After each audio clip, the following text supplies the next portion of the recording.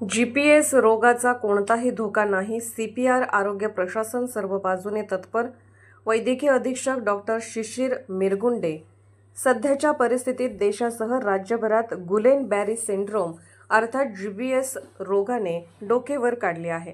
यामध्ये कोल्हापूर जिल्ह्यातही काही अंशी रुग्ण आढळून आले आणि त्यांच्यावर सीपीआर हॉस्पिटलमध्ये उपचार सुरू आहेत.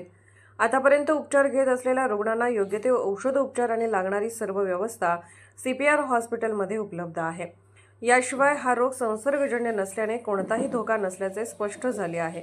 यामुळे कोल्हापूर जिल्हा जीबीएस रोगाचा प्रादुर्भाव अत्यंत कमी प्रमाणात असल्याचे मत सीपीआर हॉस्पिटलचे वैद्यकीय अधीक्षक डॉक्टर शिशिर मिरगुंडे यांनी पोलीस ऑफ इंडिया न्यूज मीडियाशी बोलताना सांगितले.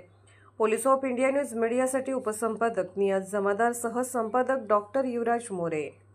सीपीआर हॉस्पिटलमध्ये गुलेन-बॅरी सिंड्रोम अर्थात जीबीएस या रोगाच्या विषयी जी सीपीआरमध्ये उपचार सध्या जे रुग्ण घेत आहेत त्या संदर्भातच्या आपल्या सीपीआरचे MS डॉक्टर मिरगुंडे सर यांच्याकडून थोडक्यात आपण माहिती घेतो. नमस्कार, मी डॉक्टर शिशिर मिरगुंडे, वैद्यकीय अधीक्षक छत्रपती प्रमिला जे रुग्णालय कोल्हापूर. पुण्यामध्ये गुलेन-बॅरी सिंड्रोम या आजाराचे काही रुग्ण काही अतिरिक्त संख्येमध्ये आल्यामुळं बरीच चर्चा निर्माण झालेली होती. त्या अनुषंगानं कोल्हापुरात सुद्धा काही गुलेन-बॅरी सिंड्रोमचे काही रुग्ण आमच्याकडे आहेत. गेल्या वर्षभरात 24 ॲडल्ट पेशंट आणि 14 लहान मुलांचे पेशंट आमच्याकडे गेल्या वर्षी ॲडमिट होते. त्यातले कुणाचेही मृत्यू झालेला नाही आहे. यावर्षीसुद्धा आत्ता आपल्याकडं 7 पेशंट उपचार घेत आहेत आणि त्या सर्वांना योग्य प्रकारचे उपचार इथं उपलब्ध आहेत. जसं प्लाझ्माफेरेसिस नावाचा एक उपचार असतो, ज्याच्यामुळे रक्तातील काही घटक बदलले जातात आणि त्यामुळे त्या रुग्णाच्या परिस्थितीमध्ये थोडंसं सुधारणा होते.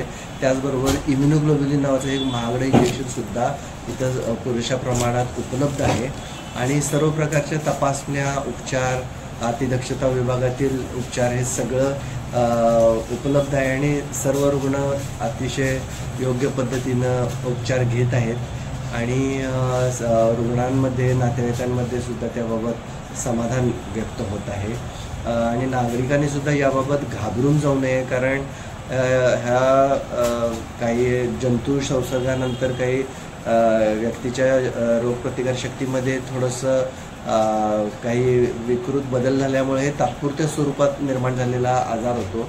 बहुतांशी रुग्णांना उपचारांना दाद दिल्यामुळं ते बरे होतात आणि हा संसर्गजन्य पण नाही आहे. एखाद्या व्यक्तीला जर तो आजार झाला तर तो त्याच्या नातेवाईकांना किंवा घरच्यांना किंवा शेजारच्यांना होतो असं काही नाही आहे. त्यामुळे याबाबत घाबरून जाऊ नये आणि योग्य त्यावेळी डॉक्टरांचा सल्ला घ्यावा. आरोग्य आपलं व्यवस्थित, जीवनशैली व्यवस्थित ठेवावी, आहार विहार व्यायाम याकडे लक्ष दिलं तर आपली रोगप्रतिकार शक्ती व्यवस्थित राहते आणि हे आजाराला आपण यशस्वीपणे सामोरे जाऊ शकतो. सर, आत्तापर्यंत घेत असलेल्या उपचार या रुग्णामध्ये काही मृत्यू पावल्याची काही संख्या आहे? नाही, क्वचितच असं मृत्यूचं प्रमाण होतं. जर वेळेत उपचार मिळाले त्याला आणि